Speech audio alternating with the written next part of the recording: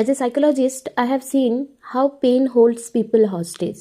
They don't know how to let go, but think forgiveness means forgetting.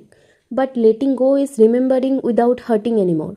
When the diya floats away in Ganga, it's not lost, it just found new direction. Hi, I'm Rohini, psychologist by profession, traveler by passion.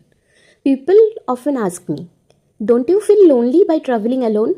And I smile because Banaras taught me solitude is not loneliness. Loneliness and solitude is different things. Loneliness is when you wait for someone to understand you. Solitude is finally start understanding yourself. यहाँ गंगा के साथ बैठकर मैंने महसूस किया when you stop running, life starts speaking. Every corner of Banaras has a story, and every story has silence in between.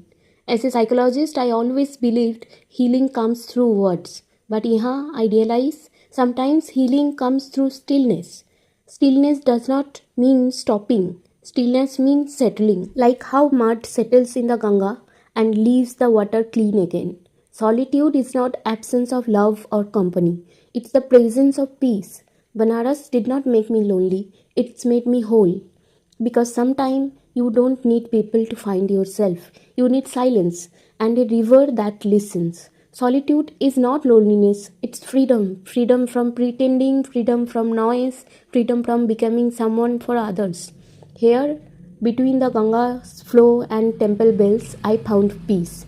Not in someone's arms, but in my own. कभी कभी हम अपने पुरानी यादों में इतना फंसे रहते हैं कि नई रोशनी अंदर तक आ नहीं पाती है.